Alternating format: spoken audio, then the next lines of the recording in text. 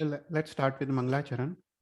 Namo Ariyantaram, Namo Siddharam, Namo Ayariyanam, Namo Vajjayanam, Namo Loe Savva Sahunam, Aiso Pancha Namukaro, Savva Pava Panasano, Mangalarancha Savve Sim Padamam Havai Mangalam, Ragadvesha Vijetaram, Gnataram Visvavastuna, Sakra Pujya Girame Sam Tirte Samstuti Manahe, Pannage Cha Surendre Cha Kausike Pada Sanskruse, निर्विशेष मनस्काय श्री वीर स्वामिने नमः अज्ञानं तिमिरान्धानां ज्ञानजननी शलाकया नेत्रमुन्मिलितं येन तस्मै श्री गुरुवे नमः. So welcome everyone. Today is 13th class of our Tirthankar Charitra and a second class of Ajitnath Bhagwan's Jivan Charitra. So last time we were talking about Gnan and yeah, so last time we were talking about Gnan, and we talked about two types of ज्ञान. We talk पहले हमने मति ज्ञान के बारे में बात किया और फिर उसके बाद हमने श्रुत ज्ञान के बारे में बात किया. तो ये क्लास में विल टॉक अबाउट अवधि ज्ञान. अवधि ज्ञान बहुत इंटरेस्टिंग टॉपिक है. विल सी द अवधि ज्ञान कि हर एक देवताओं को कितने टाइप का अवधि ज्ञान होता है, कैसा अवधि ज्ञान होता है, और नारकी के जीवों को कैसा अवधि ज्ञान होता है, मनुष्य और तिर्यंश को कैसा अवधि ज्ञान होता है. तो अपने जगत में तत्वार्थ सूत्र में लिखा है कि 6 टाइप के द्रव्य है. तो जीवास्तिकाय, पुद्गलस्तिकाय, धर्मास्तिकाय, अधर्मास्तिकार और तो ये 6 टाइप के द्रव्य है. तो उसमें ये 6 टाइप के द्रव्य में जो पुद्गलस्तिकाय वो अकेला रूपी द्रव्य है. बाकी धर्मास्तिकाय, अधर्मास्तिकाय, जीवास्तिकाय और कार वो सभी द्रव्य अरूपी है. सो जो पुद्गलस्तिकाय वही एक रूपी द्रव्य है और जो हम देखते हैं जगत में वो सभी पुद्गलस्तिकाय है. तो लास्ट टाइम हम देख रहे थे मति ज्ञान और श्रुत ज्ञान. हम एक ब्रीफली रिवाइज कर लेते हैं और उसके बाद विल गो टू अवधि ज्ञान. तो हमने देखा था कि ज्ञान के 2 डिविजन्स है. एक प्रत्यक्ष ज्ञान है और दूसरा परोक्ष ज्ञान है. और मति ज्ञान और श्रुत ज्ञान वो एक परोक्ष ज्ञान है. परोक्ष मतलब इनडायरेक्ट ज्ञान जो हमको इंद्रियों और मन के मदद द्वारा उत्पन्न होता है, वो उसको परोक्ष ज्ञान कहते हैं. और जो प्रत्यक्ष ज्ञान है वो आत्मा का डायरेक्ट ज्ञान है, वो अवधि ज्ञान, मनोपर ज्ञान और केवल ज्ञान है. तो मति ज्ञान हमने देखा कि वो कोई भी विषय और वस्तु का सामान्य ज्ञान, राइट. हम जो भी चीज देखते हैं आंख से, हम जीभ से जो भी टेस्ट करते हैं, नाक से जो जो भी सुगंध आती है, अपने मन के संकल्प विकल्प, अपनी बुद्धि, वो सभी मति ज्ञान के प्रकार है. और हमने देखा था देयर आर 32 डिविजन्स ऑफ मति ज्ञान. और उसके बाद we talked about shrut gyan. और श्रुत ज्ञान में हमने last 2 classes we talked about shrut gyan. और श्रुत ज्ञान एक विशेष ज्ञान है. वो कुछ पुस्तक आदि पढ़ने से प्राप्त होता है, शास्त्र का अभ्यास से प्राप्त होता है, गुरु महाराज साहिब की वाचना सुनने से हमको ये ज्ञान प्राप्त होता है. तो कोई भी विषय या वस्तु का विशेष ज्ञान, और ये भी 5 इंद्रियों और मन के द्वारा उत्पन्न होता है. तो शास्त्र में श्रुत ज्ञान के 2 डिविजन्स है. एक अपेक्षा से श्रुत ज्ञान के 14 डिविजन्स है और दूसरी अपेक्षा से श्रुत ज्ञान के 20 डिविजन्स है. जो हमने जो 14 डिविजन्स देखे थे उसमें अक्षर श्रुत, अनक्षर श्रुत, संज्ञी श्रुत, असंज्ञी श्रुत, सम्यक श्रुत, मिथ्या श्रुत, सादी अनादि श्रुत, गमिक श्रुत, अंग प्रविष्ट, तो ये हमने पिछले क्लास में देखा था. जो और इसमें जो लास्ट जो 2 डिविजन्स है वो अंग प्रविष्ट और अंग बाह्य. और हम देखा था कि जो भी सूत्र गणधर भगवंत रचते हैं वो सभी अंग प्रविष्ट है. तो जो भी द्वादशांगी है इट ऑल फॉल्स अंडर अंग प्रविष्ट. और उसके बाद गणधर भगवंत के बाद जो भी आचार्य भगवंत हुए, भद्रभाव स्वामी, स्थूली भद्र, जिन भद्रगढ़ी, समाश्रमण, सिद्धसेन, दिवाकर सूरी, जो भी महान आचार्य हो गए, उन्होंने जो शास्त्रों की रचना की वो सभी अंग बाह्य में आता है. तो हमने लास्ट टाइम देखा कि जो अंग प्रविष्ट है वो द्वादशांगी है. उसमें आचारांग, सूत्र कृतांग, समयांग, थानांग आदि जो 12 अंग है वो सभी अंग प्रविष्ट में आता है. और उसमें जो 12th अंग है दृष्टिवाद, वो कंप्लीटली विच्छेद हो गया है, कंप्लीटली नष्ट हो गया है. उसमें 14 पूर्व आते हैं. तो लास्ट टाइम हमने 14 पूर्व के नाम देखे थे. मेरे आई एम थिंकिंग हम एक क्लास ये सिर्फ 14 पूर्व के बारे में लेंगे उसमें हर एक पूर्व में विल टॉक अबाउट हर एक पूर्व फॉर फ्यू मिनट्स कि हर एक पूर्व में कौन से विषय का प्रतिपादन किया है। तो ये बहुत इंटरेस्टिंग टॉपिक है। एंड एक class will just take on this 14 पूर्वज, तो पता चले कि हमको कि 14 पूर्वज में था क्या। पर शास्त्र में कहा गया है ये 14 पूर्वज इतने विशाल थे कि पूरे धरती का अगर कागज भी बना दिया जाए और पूरे जो वन वृक्ष है उसका उसका पैन बना दिया जाए तो भी ये 14 पूर्वज हम लिख नहीं सकते। तो इतने विशाल ये 14 पूर्वज थे। और हमने देखा था कि हर एक पूर्व में देर आर 14 मेजर टॉपिक्स, उसको वस्तु कहते हैं।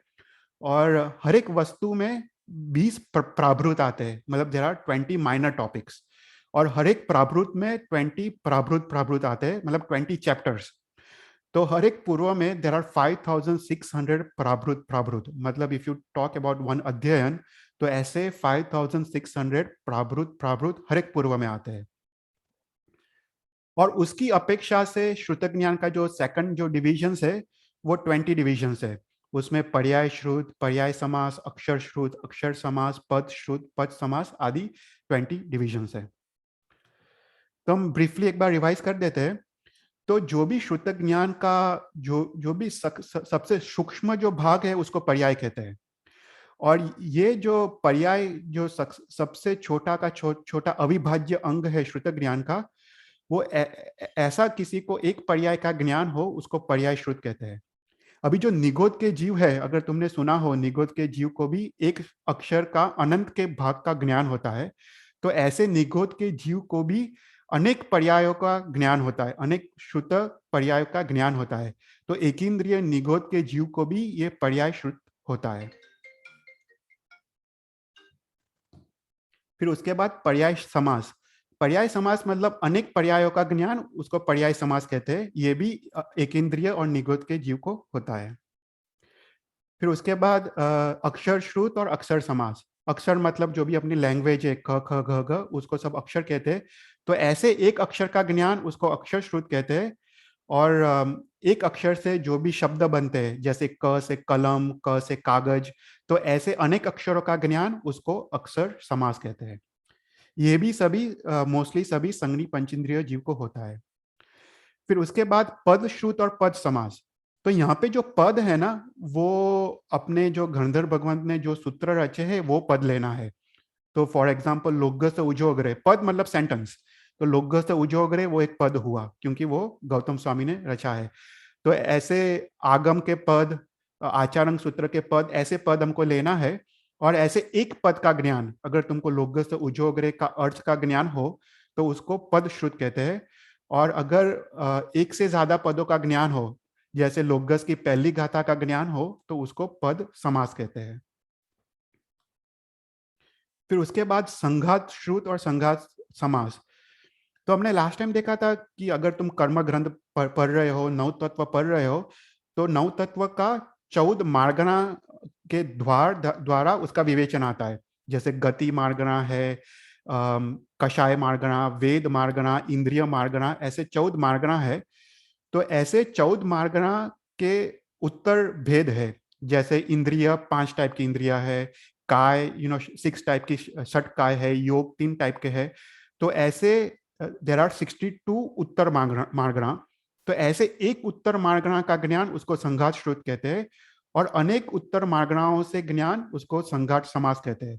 तो फॉर एग्जाम्पल अगर तुम नव तत्व में जीव तत्व ले लो, तो जीव तत्व का ज्ञान तुमको एक उत्तर मार्गणा से हो उसको संघात श्रुत कहते हैं। और जीव तत्व का ज्ञान अगर बहुत सारे उत्तर मार्गणा से हो उसको संघात समास कहते हैं। फिर उसके बाद प्रतिपाति श्रुत और प्रतिपाति समास। तो एक मूर मार्गणा जो 14 मार्गणा है उसमें जो भी उत्तर मार्गणा आ रही है, तो ऐसे एक मूल मार्गणा से कोई भी नव तत्व या कर्म कर्म का ज्ञान, जैसे हमने कर्म में 158 डिविजन्स है, तो एक भी कर्म ले लो, फॉर एग्जांपल ज्ञानावरणीय कर्म। तो ज्ञानावरणीय का कर्म उसको एक मूल मार्गणा से उसका संपूर्ण ज्ञान उसको प्रतिपाति श्रुत कहते हैं। और अनेक मूल मार्गणाओं का ज्ञान, 2-3 मूल मार्गणाओं का ज्ञान उसको प्रतिपाति समास कहते हैं। तो ये ज्ञान अभी भी काफी जीवों को जो अभ्यास करते हैं उसको हो सकता है। फिर उसके बाद है अनुयोग श्रुत और अनुयोग समास। तो अपने शास्त्र में 9 अनुयोग आते हैं, सत प्ररूपणा अनुयोग, अनुयोग, द्रव्य, क्षेत्र, कार, भाव अनुयोग, फिर अनंतर अनुयोग, ऐसे 9 अनुयोग आते हैं। तो नौ तत्व या कर्म ग्रंथ ऐसे जो तत्व, उसका एक अनुयोग का ज्ञान उसको अनुयोग श्रुत कहते हैं, और एक से ज्यादा अनुयोग का ज्ञान उसको अनुयोग समास कहते हैं। तो यहां तक का जो डिवीजन है नंबर 1 टू नंबर 12, यहां तक का ज्ञान अभी हमको 5वें काल में हो सकता है, पर जो 13 से 20 डिविजन है वो हमको अभी हो नहीं सकता है, क्योंकि वो 14 पूर्व उसका विच्छेद हो गया है। तो 13 और 14 इट ऑल गोज टू दृष्टिवाद, जो 14 पूर्व है। तो जो एक प्राभृत हमने देखा था कि 14 वस्तु और एक वस्तु में 20 प्राभृत और एक प्राभृत में 20 प्राभृत। तो ऐसे एक प्राभृत का ज्ञान उसको प्राभृत श्रुत कहते हैं, और अनेक प्राभृत का ज्ञान उसको प्राभृत समास कहते हैं, जो आज पॉसिबल नहीं है क्योंकि वो कंप्लीटली विच्छेद हो गया है। फिर उसके बाद एक प्राभृत का ज्ञान, उसमें एक प्राभृत में 20 प्राभृत आ जाते हैं, तो ऐसे एक प्राभृत का ज्ञान उसको प्राभृत श्रुत कहते हैं, और अनेक प्राभृतों का ज्ञान उसको प्राभृत समास कहते हैं। और एक वस्तु का ज्ञान जिसमें 20 प्राभृत आ जाते हैं, ऐसे एक वस्तु का ज्ञान उसको वस्तु श्रुत कहते हैं, और अनेक प्राभृतों का ज्ञान, अनेक वस्तुओं का ज्ञान उसको वस्तु समास कहते हैं। और एक पूर्व में 14 वस्तु आते हैं, तो ऐसे एक पूर्व का ज्ञान उसको पूर्व श्रुत कहते हैं, और अनेक पूर्व का ज्ञान उसको पूर्व समास कहते हैं। तो ये जो डिवीजन 13 टू 20 है वो आज ये अभी के काल में वो पॉसिबल नहीं है, क्योंकि वो अपना 14 पूर्व विच्छेद हो गया है।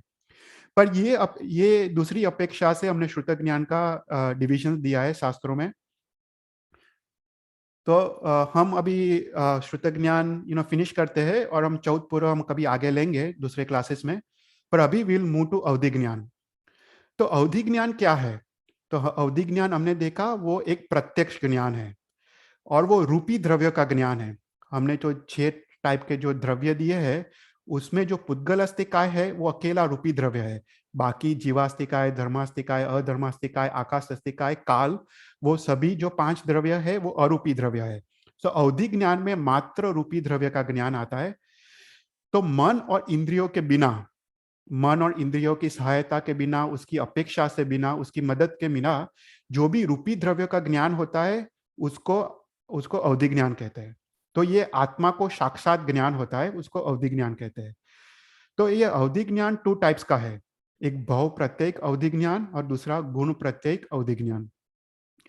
तो पहला है भाव प्रत्येक अवधि ज्ञान। जो भाव प्रत्येक अवधि ज्ञान है, वो देवता और नारकी को, वो भव जब उनको प्राप्त होता है, देवता और नारकी को जब उनका वो जन्म होता है वो भव में, तो जन्म से मरण तक ये अवधि ज्ञान उनके साथ होता है, उत्पन्न होता है, और मरण तक वो अवधि ज्ञान रहता है। तो वो जो अवधि ज्ञान है उसको भव प्रत्येक अवधि ज्ञान कहते हैं। बाय डिफॉल्ट देवता और नारकिकों को वो अवधि ज्ञान जन्म से ही प्रकट हो जाता है। और दूसरा जो अवधि ज्ञान है वो गुण प्रत्येक अवधि ज्ञान है। गुण प्रत्येक अवधि ज्ञान जो आत्मा के गुणों के विकास के कारण, जो जो अवधि ज्ञानावरणीय कर्म के क्षयोक्षम के कारण, जो तप संयम आदि के कारण आत्मा के विकास होता है, जब यह अवधि ज्ञान प्रकट होता है मनुष्य और तिर्यंचों को, तो दोनों को हो सकता है, तिर्यंचों को भी अवधि ज्ञान हो सकता है और मनुष्यों को भी। तो उनका जो अवधि ज्ञान होता है उसको गुण प्रत्येक अवधि ज्ञान कहते हैं।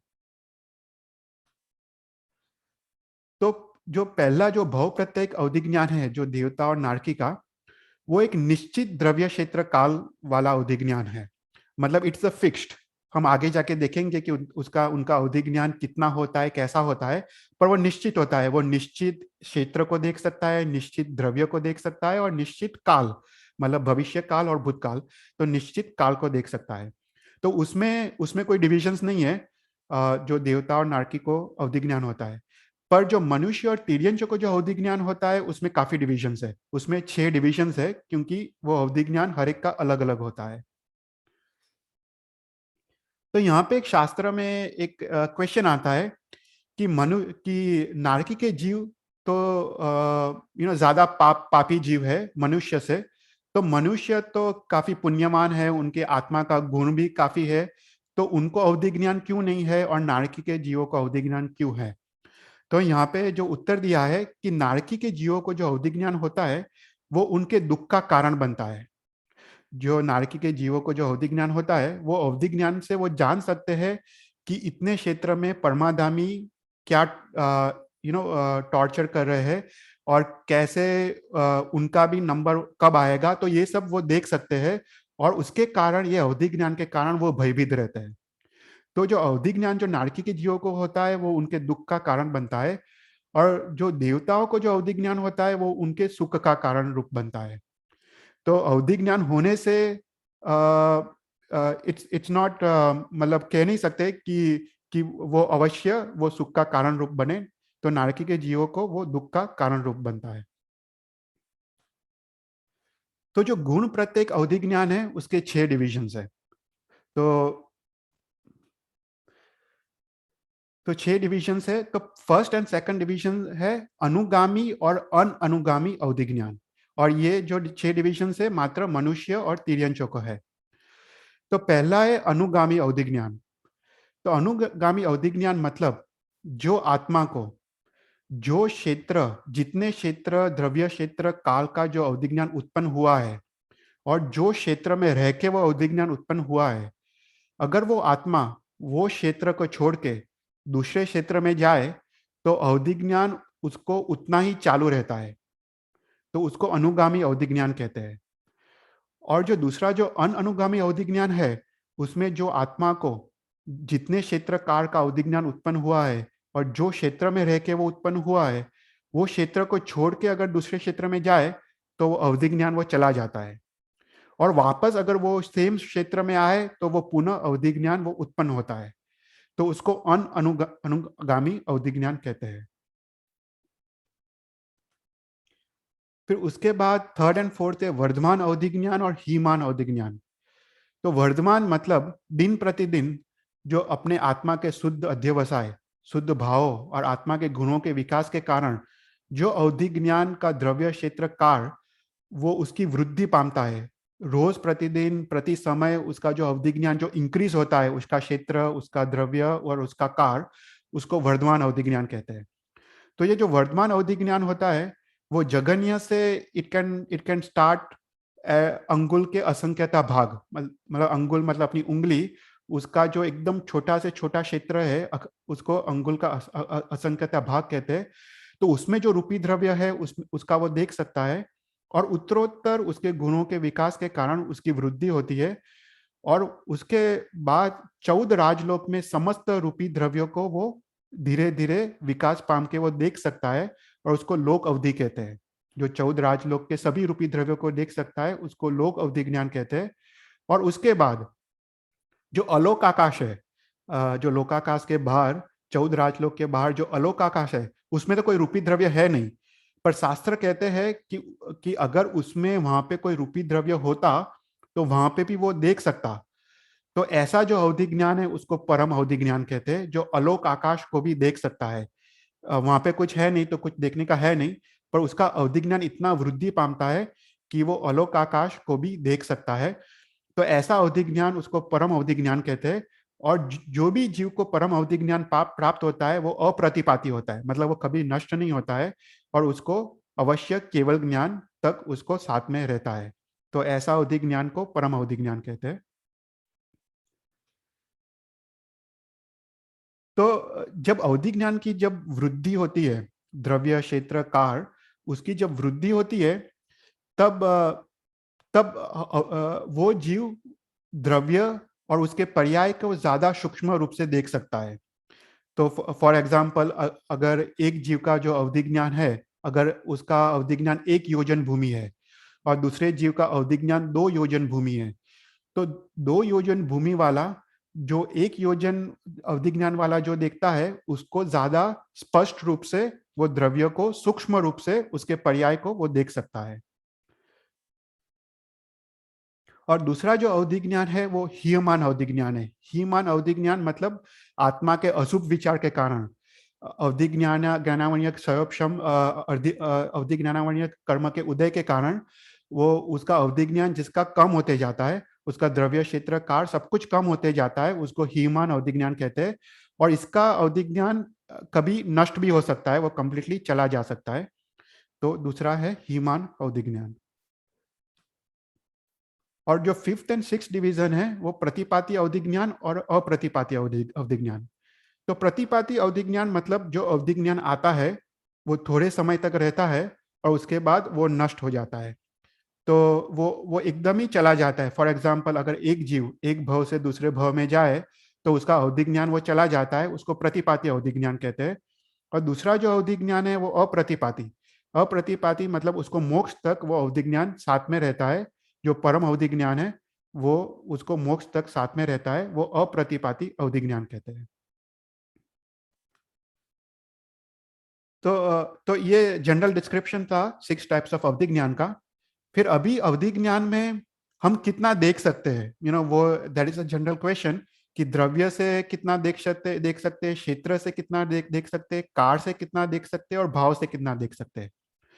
तो द्रव्य से जो अवधि ज्ञान सबसे जगन्य जगन्य मतलब मिनिमम और उत्कृष्ट मतलब मैक्सिमम, जो जगन्य स्थिति है वो अंगुल के असंख्यता भाग में जितने रूपी द्रव्य है, अंगुल के असंख्य भाग में भी अनंत रूपी द्रव्य आ सकते हैं। तो ऐसे अनंत रूपी द्रव्यों को वो जगन्य से देख सकता है। और उत्कृष्ट से पूरे 14 राजलोक में जो भी रूपी द्रव्य है अनंत उसको उत्कृष्ट से वो देख सकता है।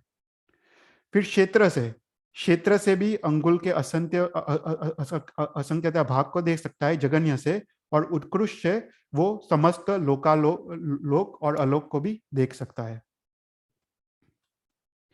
फिर कार से जगन्य से जो अपनी आवलिका होती है ना, आवलिका मतलब असंख्य समय, उसको एक आवलिका कहते हैं। और ऐसे आवलिका के असंख्यता भाग को वो जगन्य से देख सकता है, मतलब भूतकाल और भविष्य काल को। और उत्कृष्ट से असंख्य उत्सर्पिणी अवसर्पिणी को देख सकता है। ओके। तो अवधि ज्ञान का भी लिमिट है। अगर केवल ज्ञान के साथ कंपेयर करें, केवल ज्ञान अनंत अनंत अनंत उत्सर्पिणी अवसर्पिणी को देख सकता है, पर अवधि ज्ञान असंख्य उत्सर्पिणी और अवसर्पिणी, अर्थात भूतकाल में जो असंख्य अवसर्पिणी हुए हैं उसमें जो भी रूपी द्रव्य है वो रूपी द्रव्य की सभी अवस्था, उसके सभी पर्याय, उसके सभी चेंजेस, वो सब कुछ देख सकता है। और भविष्य में जो आने वाले पर्याय है, आने वाली अवस्था है, वो भविष्य में भी वो देख सकता है। फिर भाव से मतलब पर्याय से वो जगन्य से अनंत पर्याय को देख सकता है रूपी द्रव्य के। और उत्कृष्ट से अनंत अनंत पर्याय को वो देख सकता है। ओके। तो अभी this was a general description of अवधि ज्ञान। अभी हम देखते हैं कि देवता और नारकी को कितना अवधि ज्ञान होता है।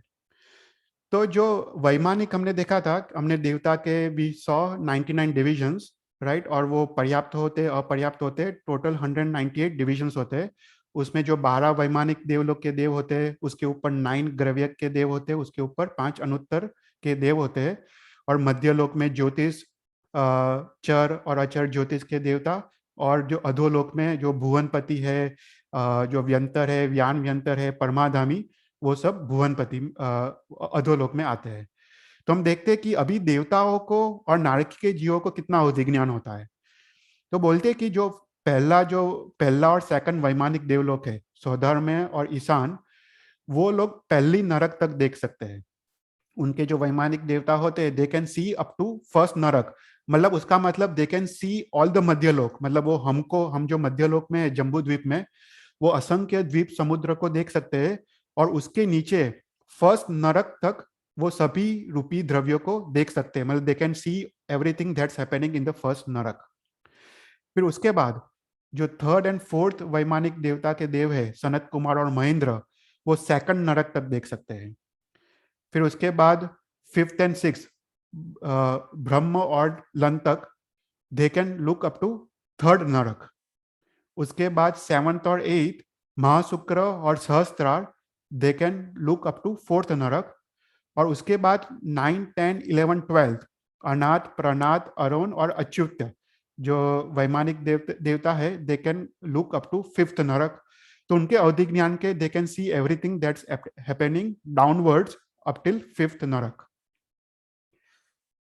तो यहाँ पे हमने देखा था कि उनका उनका जो अवधि ज्ञान होता है, फॉर एग्जाम्पल फर्स्ट और सेकंड जो वैमानिक देवता के देव होते हैं, वो लोग फर्स्ट नरक तक सभी रूपी द्रव्यों को देख सकते हैं। पर जो सेकंड, जो थर्ड एंड फोर्थ वैमानिक देवता के देवता है, दे कैन ऑफ कोर्स, वो लोग पहली नरक को तो देख सकते हैं, उसके बाद वो सेकंड नरक को भी देख सकते हैं। पर यहाँ पे लिखा है शास्त्र में कि वो जो पहली नरक को जो देखते हैं, जो थर्ड एंड फोर्थ वैमानिक देवता के देव, वो जो फर्स्ट एंड सेकंड वैमानिक देवता के देवता से ज्यादा सूक्ष्म रूप से, ज्यादा पर्यायों को और ज्यादा काल को वो देख सकते हैं। मतलब जैसे जैसे तुम ऊपर जाते हो वैमानिक देवलोक में, उनका अवधि ज्ञान ज्यादा सूक्ष्म होता है, ज्यादा द्रव्यों को देख सकते हैं, ज्यादा काल को देख सकते हैं और ज्यादा द्रव्य के पर्याय को भी देख सकते हैं। तो उनका अवधि ज्ञान ज्यादा सूक्ष्म होते जाता है जैसे ही क्षेत्र की वृद्धि होती है। फिर उसके बाद जो ग्रैवियक है, उसमें जो पहली 6 ग्रैवियक है, they can look up till 6th नरक। और उसके बाद जो ऊपर की 3 ग्रैवियक है, ग्रैवियक 7, 8 and 9, they can look up to 7th narak. Okay, तो ग्रैवियक जो पहले के सबसे ऊपर के ग्रैवियक ही 7 नरक तक देख सकते हैं। और उसके बाद जो ग्रैवियक के ऊपर 5 अनुत्तर विमान है, जो 5 अनुत्तर विमान के जो देव है, वो समस्त 14 राजलोक को देख सकते हैं। जो 5 अनुत्तर हमने अजितनाथ भगवान का जीवन चरित्र में देखा कि उनका नेक्स्ट भव वॉज अनुत्तर विमान। तो वो अंतिम भव होता है। अनुत्तर विमान वो जो जो भी प्राप्त करता है वो उनका लास्ट भव होता है, उसके बाद वो नेक्स्ट भव में मोक्ष में जाते हैं। तो ऐसे अनुत्तर विमानवासी देवताओं का वो समस्त 14 राजलोक को वो देख सकता है। फिर अभी नारकी, नहीं सॉरी, पर नारकी से पहले हम देखते हैं भुवनपति और व्यंतर देवता। तो जो भी अधोलोक के देवता है, उनका जो मिनिमम जगन्य से जो अवधि ज्ञान है वो 25 योजन है। ओके, और जो मैक्सिमम अवधि ज्ञान है वो संख्याता योजन है। हम आगे देखेंगे थोड़ा और डिटेल्स, पर उनका जो मिनिमम जगन्य से 25 योजन और उत्कृष्ट से संख्याता योजन अवधि ज्ञान हो सकता है। अभी नारकी के जीवों, तो नारकी के जीवों का जो अवधि ज्ञान होता है, जो पहली फर्स्ट नरक है रत्न प्रभा, उनके जीवों का जो अवधि ज्ञान होता है वो उत्कृष्ट 4 गांव। अभी गांव मतलब क्या, तो अपने शास्त्र में लिखा है कि 2000 धनुष्य, एक धनुष्य मतलब 4 हाथ, मतलब 4 फीट, और 2000 धनुष्य इज 1 गांव, और 4 गांव इज 1 योजन।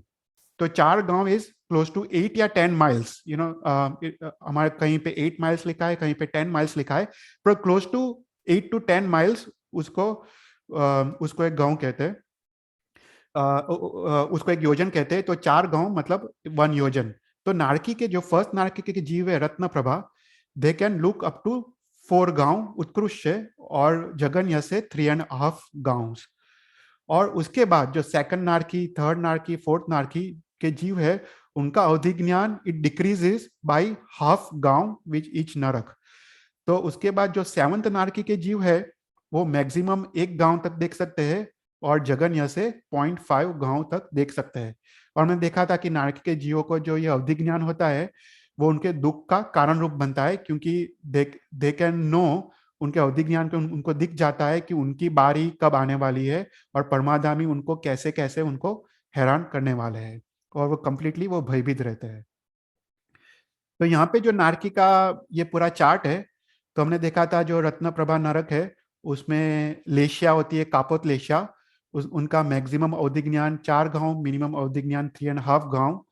उसके बाद सेकंड सरकरा प्रभा में 0.5 गांव कम होता है, तो सेकंड सरकरा प्रभा में 3.5 गांव मैक्सिमम, 3 गांव मिनिमम। ऐसे करते करते यहाँ पे लेशिया भी लिखी है।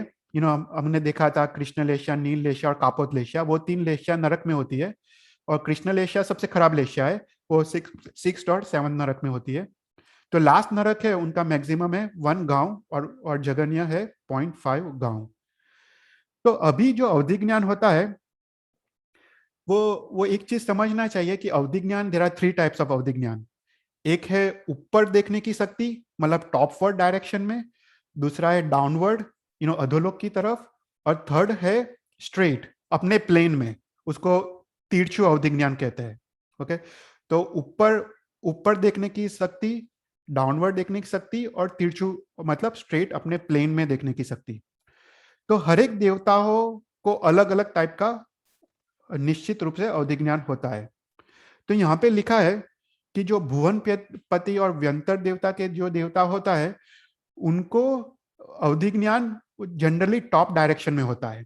जो भुवनपति और व्यंतर जो अधोलोक में है, they can see more on the top side and much less on the downward direction and much less on the तिरछू, मतलब सेम प्लेन। जो वैमानिक जो देवता है, उनका जो अवधि ज्ञान होता है वो बॉटम डायरेक्शन में होता है। They can see more on the bottom direction and much less on the top direction and much less in the तिरछू डायरेक्शन।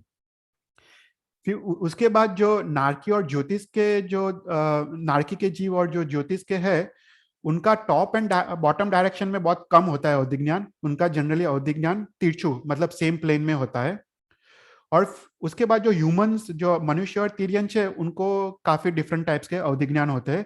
तो उनका अनिश्चित होता है, उनके गुणों के, आत्मा के गुणों के विकास के हिसाब से उनका कोई भी डायरेक्शन में उनका अवधि ज्ञान हो सकता है।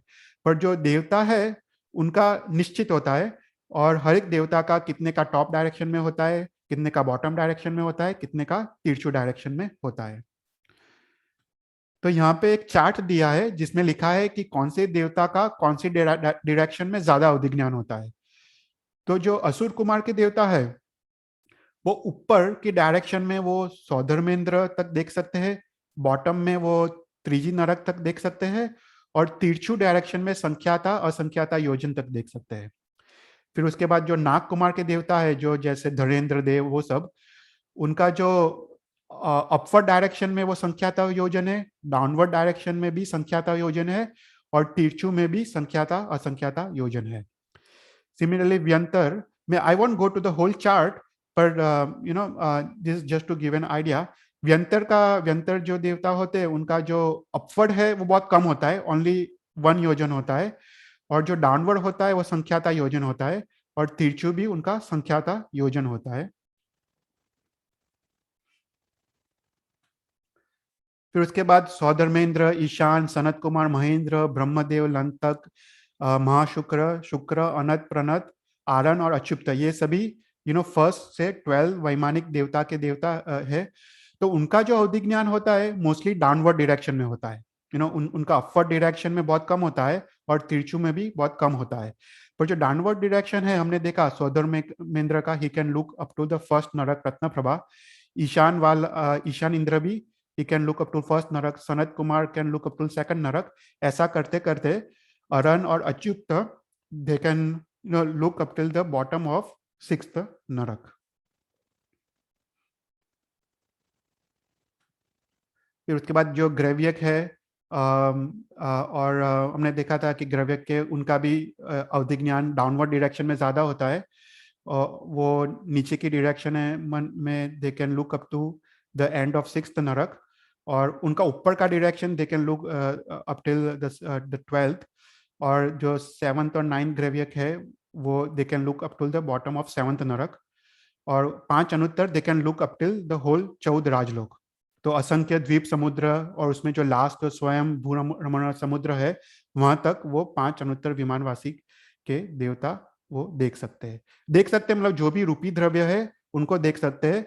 और जितना काल का उदिक ज्ञान हो, उस काल के हिसाब से उसके पर्याय भी वो देख सकते हैं। ओके, तो यहाँ पे